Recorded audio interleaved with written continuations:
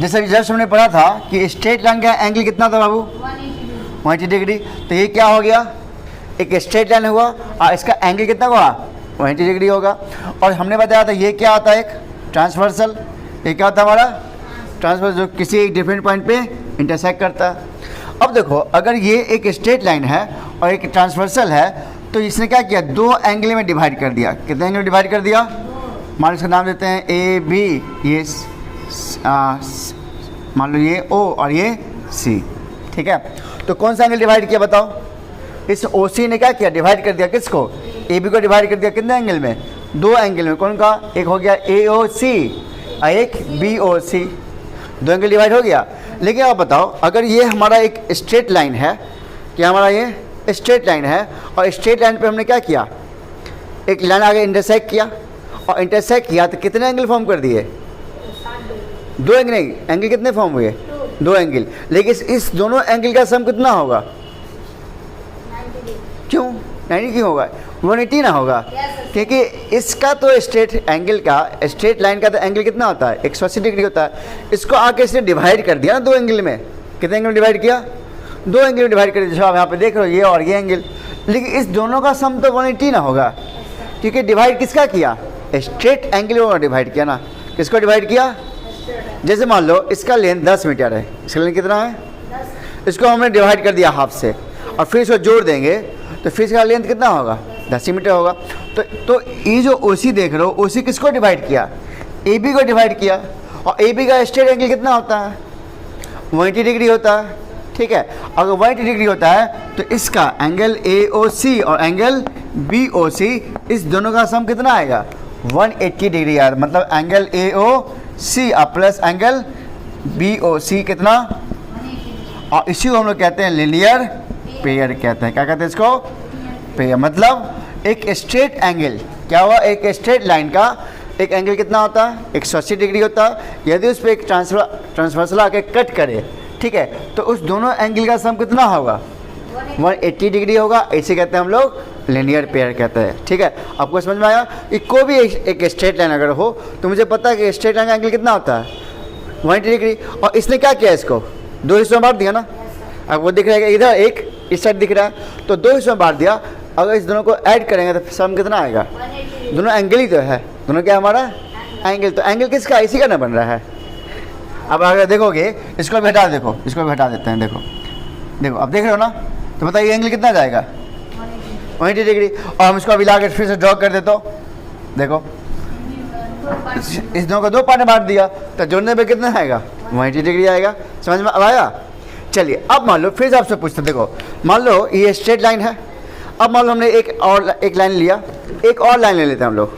चलो अब बताओ इस स्ट्रेट लाइन को कितने हिस्सों में बांटा, 3। वेरी गुड, 3 हिस्सों में बांट दिया। देखो कैसे, सॉरी ध्यान से देखिए, एक तो इधर है, आपको दिख रहा होगा, एक एंगल इधर है, एक बीच में है और एक इस साइड है। एक राइट साइड है, एक लेफ्ट साइड हो गया, एक मिडिल में हो गया, एक राइट साइड में हो गया। आपको भी दिख रहा होगा, है ना। तो अगर ये स्ट्रेट एंगल को 3 हिस्सों में बांटा है तो इन तीनों का सम कितना आएगा, वेरी गुड, तो कितना आएगा, 180 डिग्री आएगा। अगर मान लो आपको मैं ऐसे लिख दूँ, ये 2x है और ये क्या है, 3x है। आपको कहे कि इसमें x का मान निकालिए, किसका मान निकालिए, x का मान निकालिए, x कितना है ना। तो सिंपल सी बात, हमें पता है कि इस दोनों का सम कितना आता है, तो लिखेंगे एंगल 2x प्लस 3x कितना, क्या लिखेंगे, कारण लीनियर पेयर। तो 3x प्लस 2x कितना हो जाएगा, वेरी गुड, 5x हो जाएगा। इसका वैल्यू कितना जाएगा, 180 डिग्री। और x का मान तो 180 डिवाइड बाई 5, 5 से कट जाएगा कितने बार में, 5 3 जा 15 और 5 6 जा 30। तो x का मान कितना आ गया, 36 आ गया। अब आपसे पूछना, बताइए कि आपका AOC कितना एंगल होगा, एंगल AOC कितना है बताइए। तो AOC कितना लिखा हुआ है, 3x, तो 3x लिखो। और 3x का मान कितना है, x का मान कितना है 36 से गुना कर दीजिए, 108 डिग्री। इससे आपको निकालना है BOC, क्या निकालना है, BOC। तो BOC भी निकल जाएगा। तो BOC इक्वल टू कितना जाएगा, 2x, वैल्यू पुट कीजिए, 2 इंटू एक्स, एक्स कितना हमारा है 36 डिग्री, कितना जाएगा 72 डिग्री। अब देखो एक चेक करो, 72 डिग्री और 108, इसका सम कितना आ रहा है 180 डिग्री आ रहा है ना। तो आई होप आपको ये बात समझ में आ गया कि लीनियर पेयर क्या होता है। अब हम जानते हैं कुछ हमारा कंसेप्ट है किसके ऊपर, पैरेलल लाइंस के ऊपर है, उसके बारे में हम लोग अब डिस्कस करते हैं, ठीक है।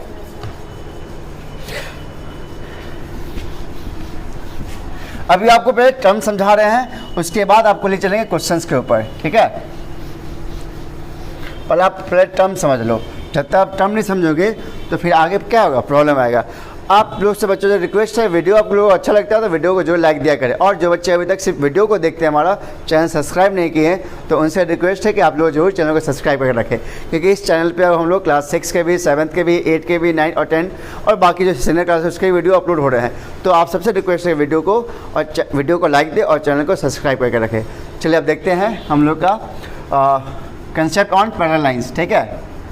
कंसेप्ट ऑन पैरेलल लाइंस, या इस पर जो भी एंगल्स बनता है उसके बारे में हम डिस्कस करेंगे। देखिए पहला क्या हमारा है, यदि दो लाइन आपस में क्या हो पैरेलल, तो इसे क्या बोलते हैं हम लोग, पैरेलल बोलते हैं, ठीक है। इसको क्या बोलते हैं हम लोग, वेरी गुड, ये ट्रांसवर्सल है। मान लो लाइन क्या हमारा एल, ये लाइन क्या हमारा एम, ये हमारा पी और ये क्यू है।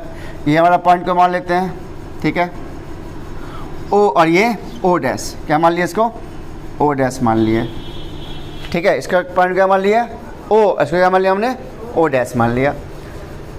अब देखिए जिसे लाइन देख रहे हो एल लाइन नहीं, और ओ पी देख रहे हो, इसको क्या किया, डिवाइड किया ना दो हिस्सों में, तो एक एंगल इधर बना, एक एंगल इधर बना, तो इसको नाम दे दिया एंगल 1, इसको नाम दे दिया एंगल 2, इसको नाम दे दिया हमने एंगल 3 और इसको नाम दे दिया एंगल 4, ठीक है।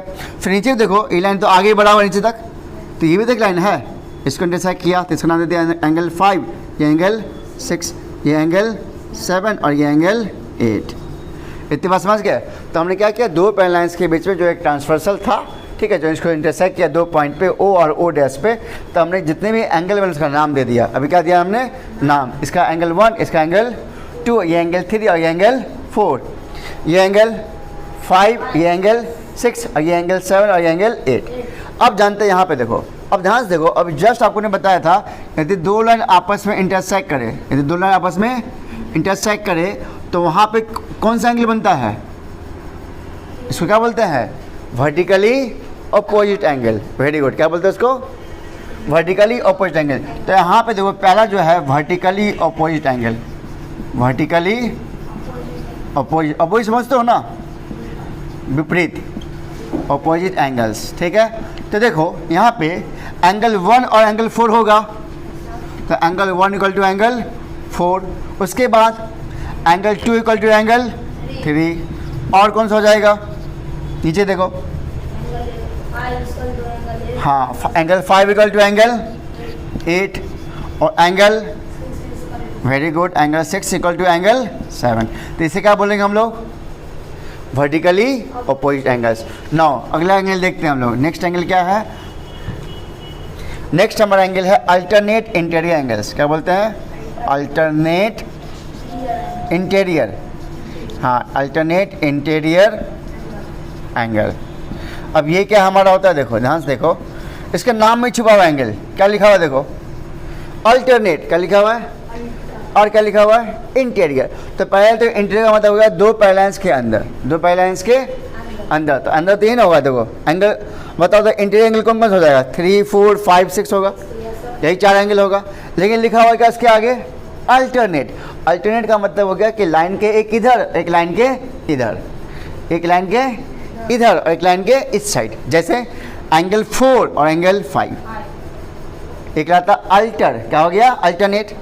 इंटीरियर लाइंस के अंदर ही तो है, तो अल्टरनेट इंटीरियर एंगल्स, तो ये आपस में इक्वल होता है, मतलब एंगल 4 इक्वल टू एंगल 5। फिर समझ लो हमने कौन सा बताया, एंगल बताया जो पैरेलल लाइंस के बीच में हो, ठीक है, और अल्टर हो, क्या हो अल्टर करने का मतलब एक लाइन के इधर और एक लाइन के इस साइड, ठीक है।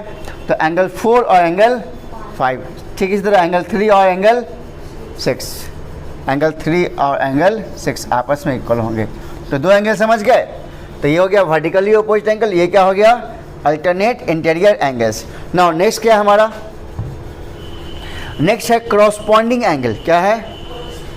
हाँ, थर्ड नंबर क्या है हमारा? Corresponding angle. क्रॉसपॉन्डिंग एंगल्स, ठीक है। देखो इसमें कौन कौन सा एंगल्स आता है, ध्यान से देखिएगा। क्रॉसपॉन्डिंग एंगल में देखिए दोनों एक साइड, दोनों लाइन एंगल्स क्या होगा? एक साइड की तरफ, और लाइन के ऊपर ही होना चाहिए। क्या होना चाहिए? कि ऊपर लाइन के नीचे। दोनों एंगल लाइन के एक की तरफ होगा, या दोनों लाइन के ऊपर या दोनों लाइन के नीचे। क्या हमने बोला, ध्यान सुनो। हमने क्या, लाइन के एक की तरफ होगा, दोनों लाइन के ऊपर एंगल बोला, या दोनों लाइन के नीचे। देखो जैसे यहाँ पे देखो, इस लाइन के इधर सामने वाला एंगल कौन सा है? लाइन के ऊपर वाला 1 है, और इसके ऊपर कौन है? 5 है। तो एंगल 1 और एंगल 5, देखो दोनों ऊपर है क्या? देखो लाइन के ऊपर ही है ना, अभी लाइन के ऊपर ही है, और दोनों एक ही तरफ है। तो एंगल 1 और 5, तो एंगल 1 और एंगल 5। अब बताओ तो खुद से आप लोग, इस साइड का बताओ। हाँ, एंगल 2 और एंगल 6, वेरी गुड। तो एंगल 2 और एंगल